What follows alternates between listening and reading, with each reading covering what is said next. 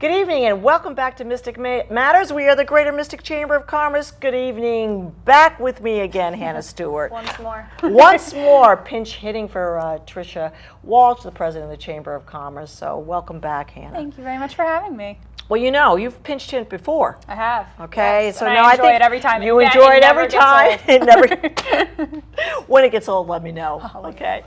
So what's going on?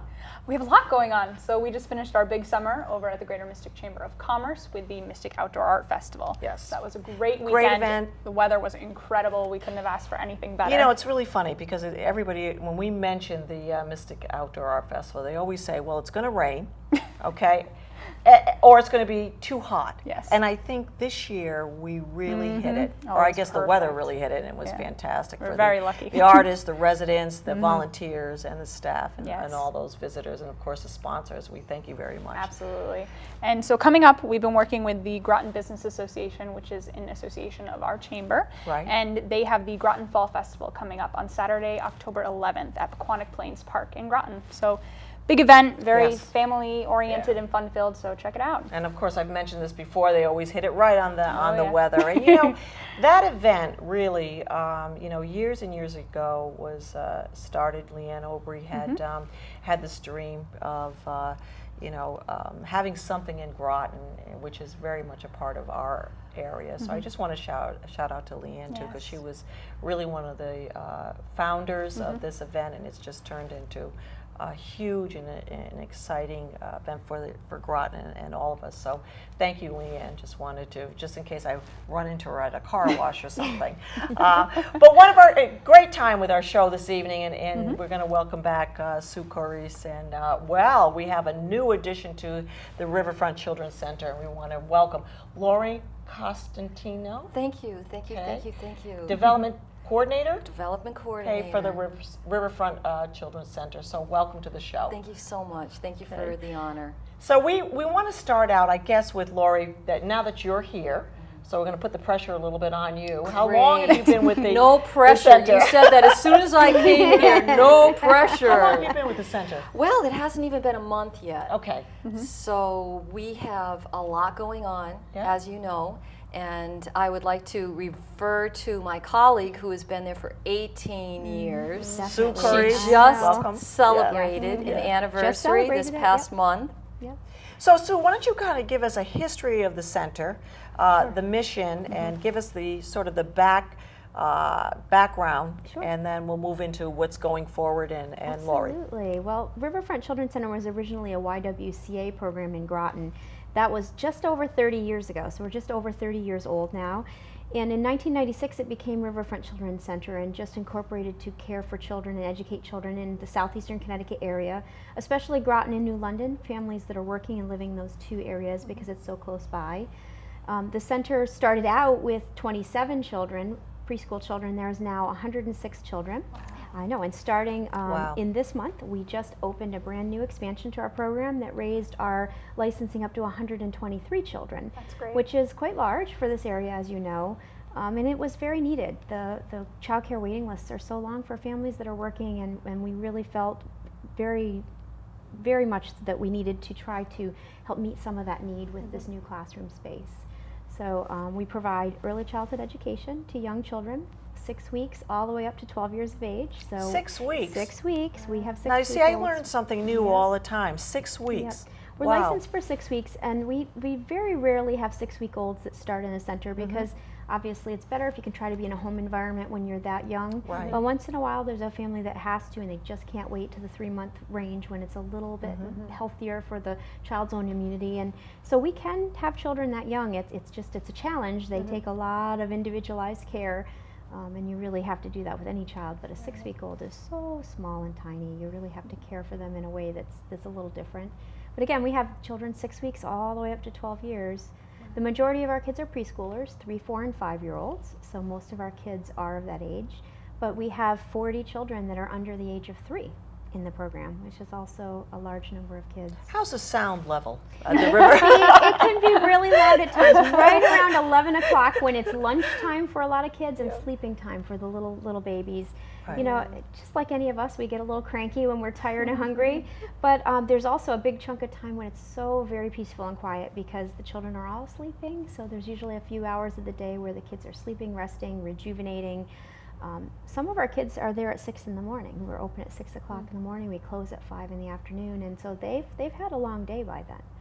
So And usually they're there for the whole day? most of our kids Okay. are. Most of our families are in the service industry, and so they may be working more than one job, and they're working a few hours in the morning, a few in the afternoon. Some of them were working several jobs with big chunks of time during the day, and they need to really have those 11 and a half hour time frames. But not all of the children. Most of the kids are there between about 9 and 3, for sure, as core hours. So we consider that our core educational hours, and we make sure that at that time that's when most of our curriculum is done. So someone coming at 6 and leaving at 2 won't miss something critical at 3 o'clock that they need to get ready for kindergarten. So can you tell us a little bit more about this expansion? Is it a physical expansion? Well, it is. The building isn't getting bigger, but Okay. we moved into a portion of the building that was storage. So Okay. we really did. We got a small bond from the state of Connecticut for early childhood, and we've gotten some donations from several large grant donors in our area.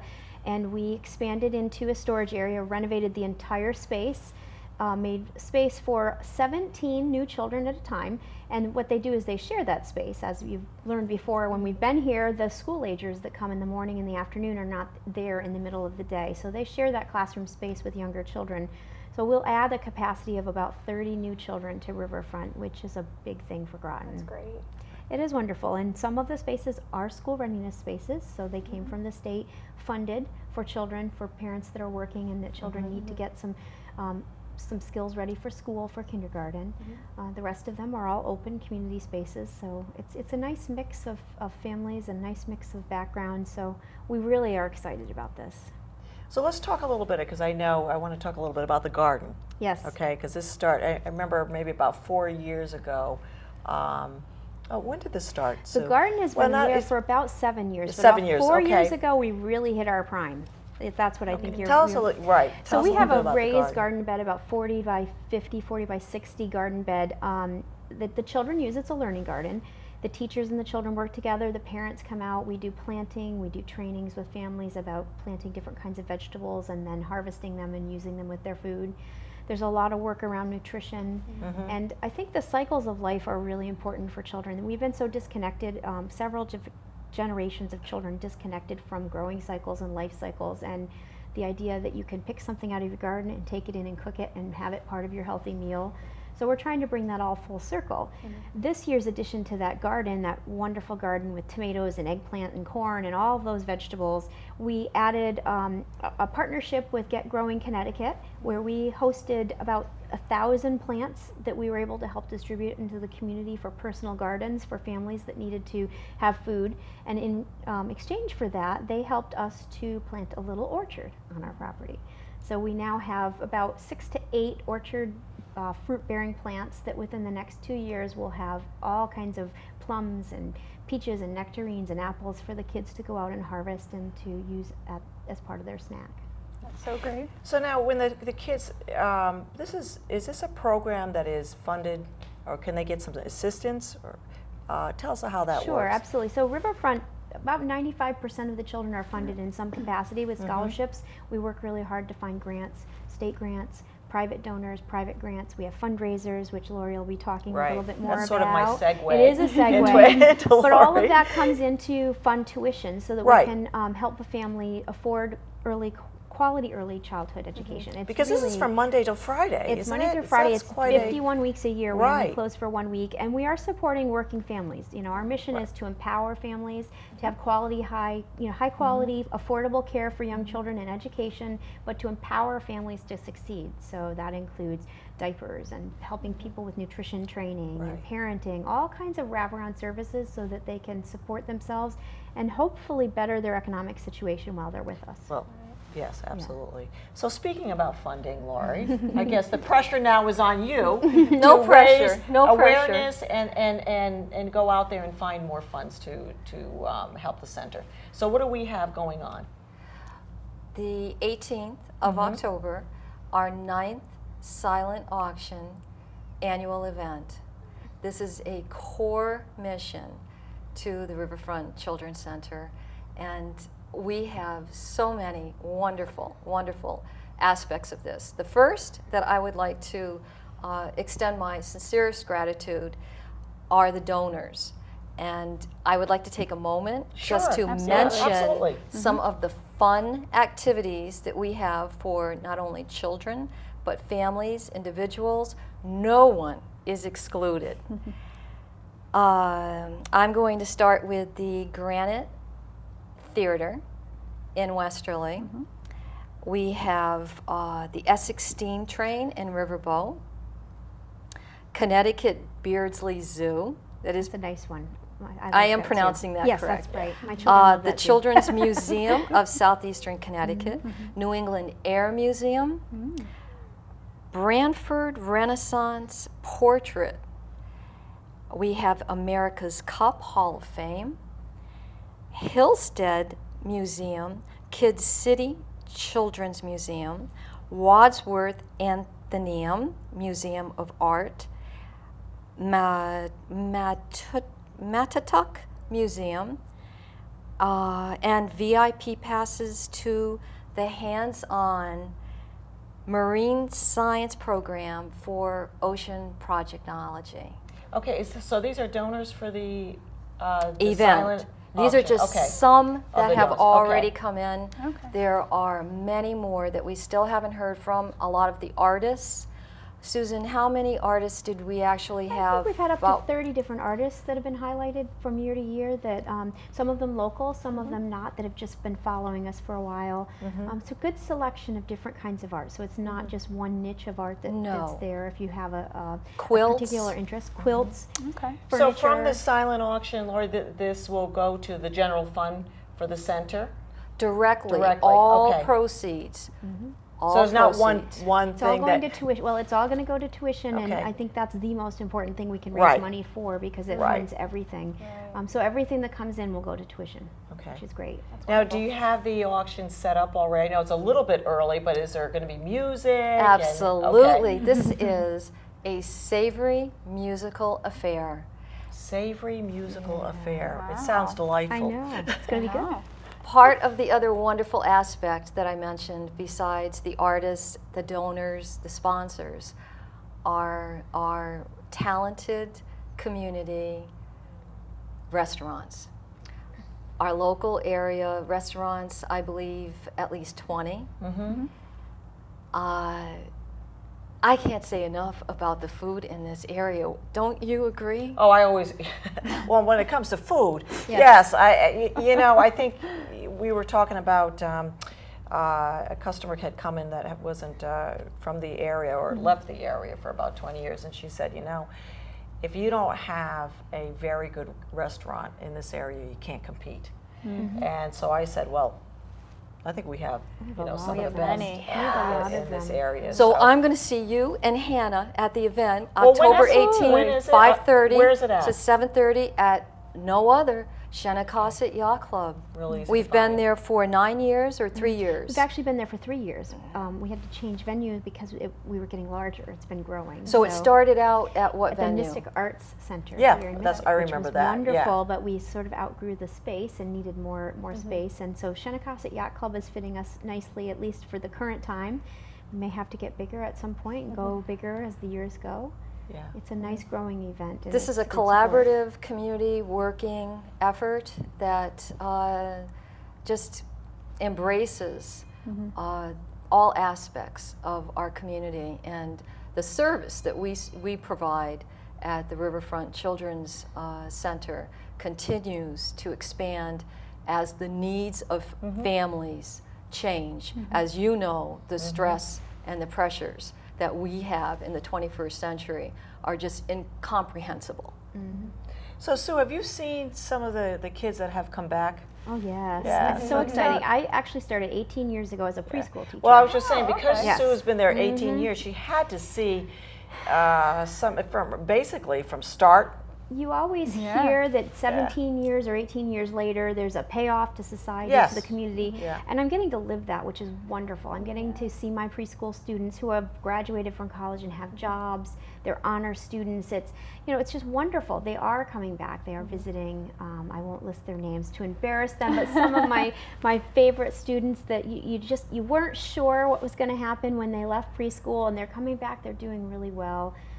And they are committed back to their own communities. I think that's an important thing that Riverfront brings to our community that sometimes it's easy to overlook. We so care for our families as if they're part of our family. They carry that tradition on, and then when they graduate, when they get married, they continue those traditions in their own communities, whether it be in Boston or they move to California, wherever they might be. They're bringing that little piece of what it means to support others with them. And I think that's a legacy that we really should highlight a little more for Riverfront, because I think that is what the world needs more of these days, and I think it's nice that we can give that little bit back. So it's so nice to see them. They're a lot taller when they come, but I can still tell, I mean, when they walk through the door, if I see them at a store, I can still see that little 1-year-old, 2-year-old, 3-year-old. I can still see that child. It's really nice. It's a nice feeling. So Lori, do you have other events that are coming up or that you plan to put together? We do have other events, and I also needed to expound upon our philanthropic aspect with the scholarship and the legacy. There are many opportunities in the community for corporations, businesses, individuals to continue to help and support early childhood development, particularly brain development in these formative years. And other events that we are discussing, of course, in this position, there's new development, and that's part of why I'm so excited about this position. It's not in stone, so we can take it and take a look at what we've done that really works, and then kind of take a look at what we would like to respond a little bit more to the changing needs of the community and tweak it up, change it up, take it to the next level. So thank you for letting us be here and taking it to the next level, because this is so important for people to actually take some time to hear what our mission is for those who do not know, and visit our website, be involved in the activities that we offer. And the services in the program are just, goes beyond words. Well, I think just like in any other organizations, whether it's the chambers or nonprofits or the Riverfront Children's Center, you need, and in the development side of it, you need to constantly be creative. Yes. And I think that's going to be the challenge for all of us in the same positions. I mean, even in business, you Absolutely. have to be constantly creative to let the community know that this is a particular organization or a product that they want to give to. And it's important that we all take care of what's just right in our community. And I have this, you know, with Majestic, I give only to our community. And when I say this builds community, stronger absolutely, communities, because and that's what it it's all feeds. about. When we work Absolutely. together, we build stronger communities. And there are other national organizations, and there are even regional organizations. But I feel that if you give to the community at hand, then it grows into that regional, and then it grows into the national level. But and certainly- global. Absolutely, but it's certainly, when you talk about early childhood development, from what I understand, from 0 to 7, very key. That's And critical. what's going, It is absolutely critical. that It's I think foundation. it will just set the course.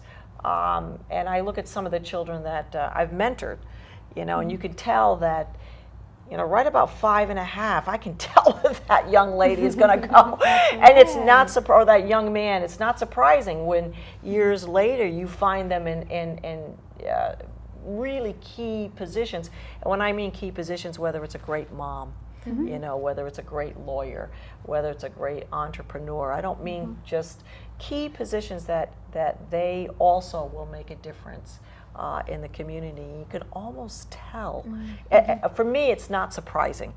I'm so glad you mentioned that, though, Suzette, because I think that's something that a lot of us can give in our communities and don't Sure. really realize how important it is. And there's some studies that I was looking at. It really only takes one person in a child's life, and it doesn't have to be make a the mom difference. to make that difference.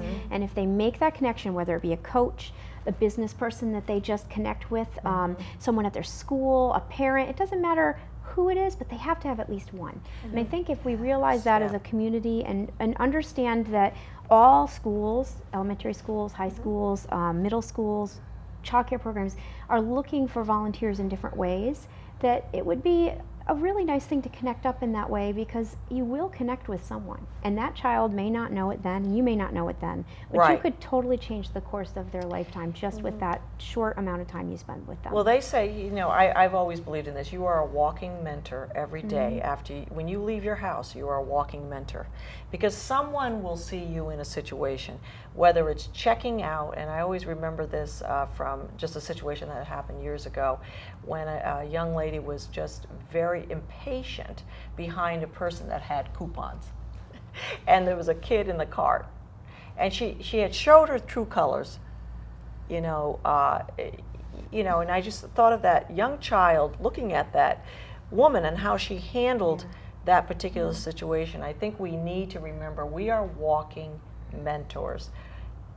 And I We remembered lead it. by example. Absolutely, and I remembered it. And I always said to myself, Absolutely. never going to let anybody, especially a child, Yeah. see myself in a position Absolutely. like that. So you're right, and I can remember I had wonderful parents, and I can speak for Hannah too, because I know her mom very well. And I can speak for myself. Absolutely. Yep. You have wonderful, wonderful parents, but there's always that one person or maybe two in your life that you can actually look back and say, Yep.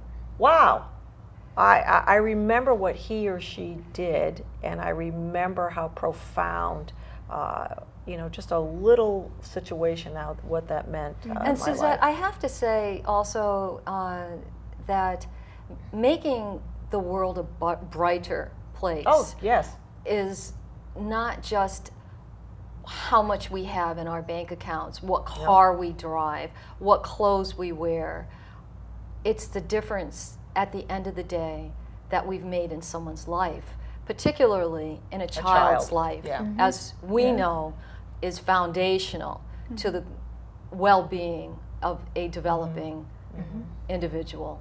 Well, and I bring it back to the garden as well, because with what Sue was saying, we have gone to a generation of microwave it, open it up in a can, and I think for some of us that were around in the 50s and 60s, it wasn't available then, so it was the fresh vegetables, and it was, whatever. And I think that's becoming full circle. It is. So that these children learn that you can have a safe, nutritional, good healthy diet by growing it, Yes.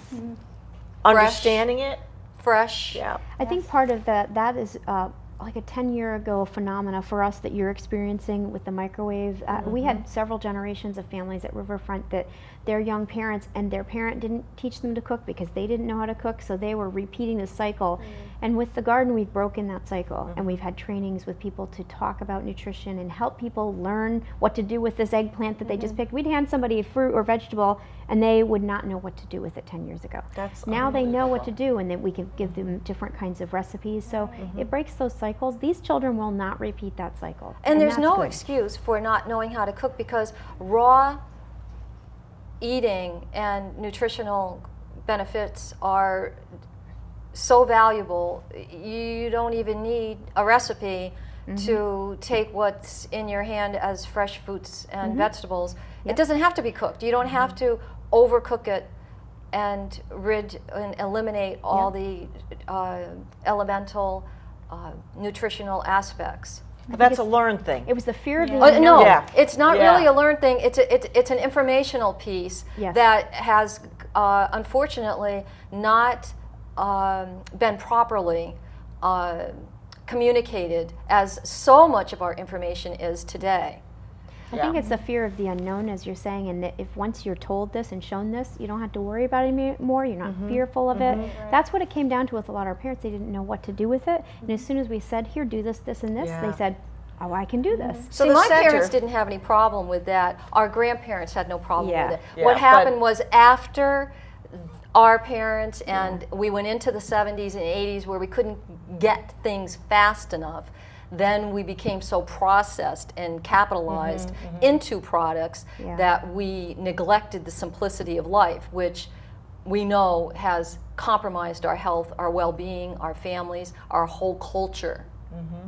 Well, it's interesting that because I think from that aspect of teaching, I think the Riverfront Children's Center is not only teaching the children, but is also teaching the parents. Absolutely. So this is sort of a domino effect Absolutely. all the way around, which is great. So, anyways, let's just wrap it up, Lori, with telling the audience again when this wonderful event is, and the time, and where is it located? Shenecosset Yacht Club, October 18th, 5:30 to 7:30. Good eats. Good eats. A savory musical affair. Is that the theme? Tag team. Yeah. We are blessed with tag team who will be. I'm not going to tell you what kind of music. You have to come. It's a surprise. So it's a surprise. It's a surprise, but Yeah. they are doing some special sound for us, and we have. Gosh, so many people that have previously been with us. It's quite a I large can't event. express my It's quite a large gratitude. event, and we have a Yeah. good following of people that come each year. Yeah. So we change up a few aspects each year, music, food, but it stays the same flavor that it's been. Which is Yeah, nice. I love that. Sue's got it right. It stays the same flavor. That's right. That's kind of with that savory thing going Savory on here flavor. with Lori. Well, Sue, nice to have you back, Thank you. and I'm sure I'll Appreciate see it. you in your 19th year. You should. Lori, welcome. so Welcome not only much. to Mystic Matters, but to the Riverfront Center. Thank you. Children's Center, and we're happy to have you here, and hopefully we'll get you back next year. So Pleasure. remember that October 18th date so that everybody attends. Hannah, really nice to sit with you again, and I'm Yes, sure thank I'll you see again. you again real soon. We are Mystic Matters, the Greater Mystic Chamber of Commerce. Good evening. Thank you. Thank you, ladies.